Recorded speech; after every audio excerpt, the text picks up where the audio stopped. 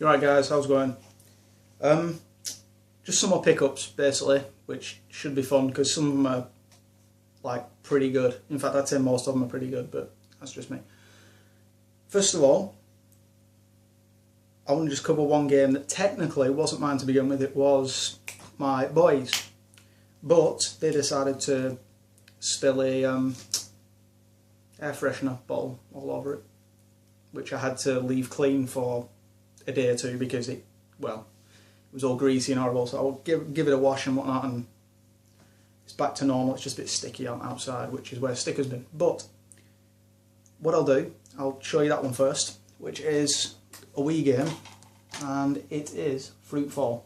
Never played it in my life, so whatever you do, don't ask me after this video in the comments section if it's a good game, because I don't have a clue.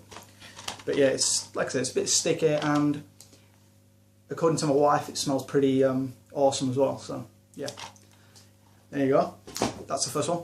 The second one I got was £3, and I've only got it because very recently Machinima, IGN, and on top of a few others, GameSpot as well, have looked into this series, and it seems, and I say seems because they seem to change it a hell of a lot lately, that the third instalment is finally coming out after a good few years. So I saw this for £3 and it's been sat there in a shop near me, which is CEX. People over in the UK will know what that shop is. In the US, it's basically an exchange shop where you can take all your old electricals and things like that, Skylanders, Xboxes, all that kind of thing. But it cost me £3 and it's been sat there for months on the same shelf, and I just looked at it and I thought, screw it, I'll get it. So, is indeed Half-Life for the PlayStation 2. I would have got it for the PC, but, and most of you are going to kill me for this because I know there's a lot of PC gamers out there, I don't like the PC. Can't stand it. Can't stand using a mouse and keyboard for games. I prefer a controller, but it's just me. I'm a retro and console gamer, so yeah. But yeah, I picked that up for £3, which I thought was an okay deal. If any of you know, or any of you have got it cheaper, tell me. Comment section below. But yeah, that's one of them. Now, the next one is actually a film, a Blu-ray. And the reason I got it is because me and my wife are big fans of this series anyway. We did have it once before. We've had it on DVD and we had it on Blu-ray, but when we got rid of our old PS3 before we got the Slim, we got rid of all the Blu-rays with it because we didn't have need of them. We had it on DVD and my little boy scratched it, so yeah, we weren't watching that anytime soon.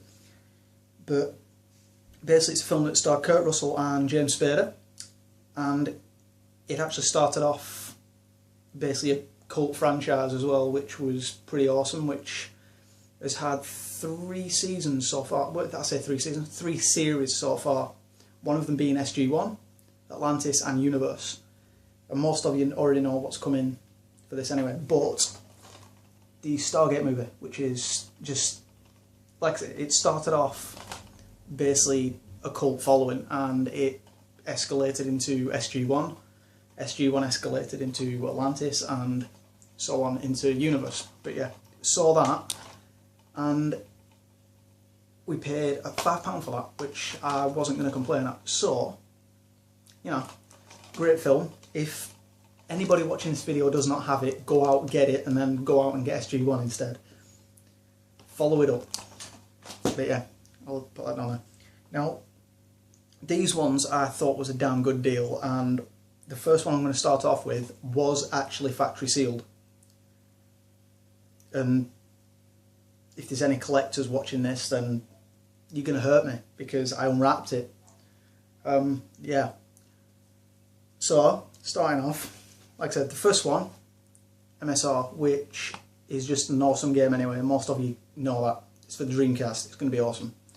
But this was factory sealed, and anybody that wants to have a do, just do it because, you know, it's fine.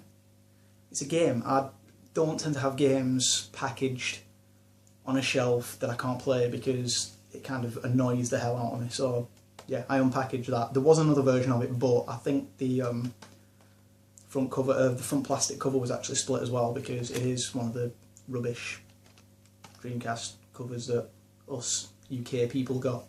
But yeah, that one. The second one I've been looking for a while anyway, and I went and picked it up. I saw it, I wanted it, so, which is Sega Rally 2. I've already got the first one for the Saturn, so I saw that and I thought, screw it, I'll get that as well. And all these, I've got to mention, cost me $1.99 each. It's that simple. This is the reason I bought them. They were cheap as out, so I've just got all of them. The next one is one that I've wanted to add to my collection for a while, since I've had my Dreamcast, because it is a good game.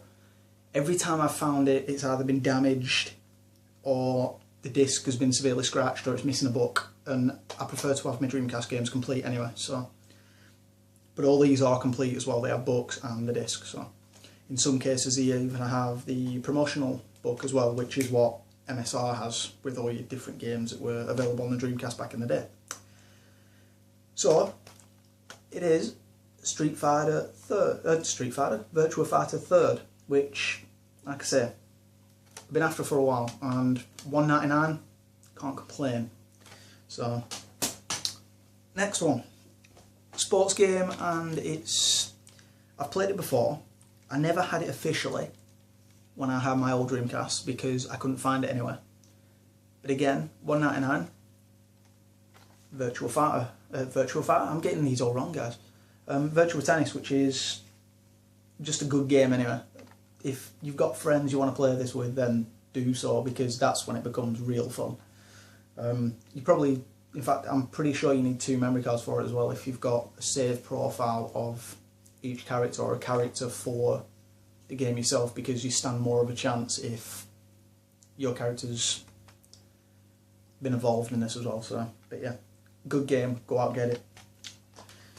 The next one, technically I can't actually play, but the reason I've got it is for collection purposes, and the fact that it's in just mint condition anyway, and that is Planet Ring. Now,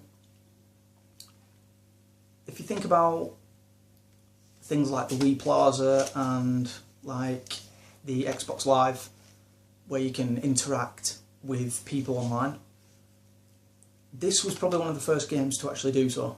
It does that, but in a type of hub world, where you'd play online. You can create your own mini games on it. There is already mini games on the actual disc which you can interact with, but I've not tried it out yet, but I don't think I can actually play this as a standalone game. I will have to check that and I will get back to you, but I'm pretty damn sure that you can't. So, but yeah, I have played it once before. Like I say, it is a brilliant game. Hopefully there is a single player aspect to it, otherwise it's just going to become a collections item for me. If any of you guys know, tell me and I'll have a look into that. But yeah, that's Planet Ring. And the next one does have a single player campaign. It was ultimately, at the end of the day, a multiplayer game. The single player campaign in it is very scarce on what you can do. It's not a full-fledged, what I'd call a full-fledged game. The reason for getting it though is the fact that, like I've said before, collecting. That's what I do. And the fact that it's made by one of my favourite game developers and producers just ever, which is id Software. And like I say, they're just awesome. Now they've been taken up, well, they're part of Bethesda, but yeah. Back in the day they made some really good games, though, as most of you know, Doom series, they've made them. The last incarnation of that was the one for the PS3, which was a well, I say a reboot. It was an HD remake of the one that was on the original Xbox, which was Xbox exclusive, which was Doom 3, the BFG edition, which I do own, and I've done in a previous video. But that comes with the first Doom, Doom 2 and Doom 3. So, yeah. On top of that, guys, they've also done the Quake series, and that is where this game comes in, because it is Quake 3 Arena. Like I said, it technically doesn't have a full-fledged single-player campaign, but on top of that, one of the main reasons I bought it was because of nostalgia, because this is indeed one of the games that introduced me to the Dreamcast in the first place. It is the reason I picked up a Dreamcast when I was 17 years old. Just for the simple fact that I have so many memories of this game, of slaughtering friends in the same room, just like you would on the likes on the PS2, with a guy sat next to you. I never played it online, but playing it in the same room with somebody next to you, shouting and bawling at them, is just amazingly fun. And as you guys already know, Quake is basically a first-person shooter. The only drawback I have to this now is the fact that I have checked it out, because it was a little bit scratched and I wasn't sure if it was going to work. I was going to keep it for collecting purposes, but I popped it in, it worked, and like I said, the only drawback that I had to this game when I popped it in today was the controls. Now, if you guys know the Dreamcast controller, which I'm guessing most of you do, your analog stick is normally you move forward, move back. In this case, it's not. The analog stick is to look around the room, as if you were using, say, an Xbox 360 controller. You'd use the right analog stick to actually look around the room, and the left one to move back, forth and strafe. Not so much on the Dreamcast controller, because as you know, it only had one analog stick. So, they solved that problem by using the X, A, Y and B button. And as much as I remember the game being really good, I must have controlled it decently back then, but now, looking back on the controls, not that good. So, but yeah, that's the only drawback I have with the game. The game itself is solid. If none of you have played it, I'm guessing most of you have anyway, but if you haven't played it, go out and get it, because it is a really good game. But that's the last one, and like I said, all these Dreamcast games actually cost me $1.99 each, so I've got, what, 6 of them. So, you know, I saw them and I went about to pass it up, so, but yeah, got those. And that is about it, guys, along with anything else. As for the Stargate film, I'm going to remind you again, go out and get it. Follow it up with SG-1, because it's just awesome. And that is all I've got to say, guys. Just thought I'd show you what I've got, basically. So, I shall see you guys again soon. In the meantime, like, comment, subscribe, and I shall see you guys again soon.